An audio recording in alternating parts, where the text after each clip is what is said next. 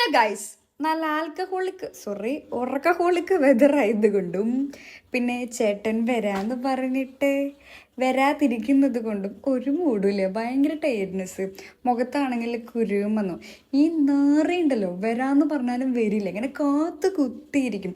വൃത്തികെട്ടവൻ, പട്ടിത്തെണ്ടി, ഒരു മോന്തൊക്കെ ഒരു ഇടി ഇടിക്കണം. ഇപ്പം ആരാണെന്ന് മനസ്സിലായല്ലോ, ഏതാ ചേട്ടന്ന്?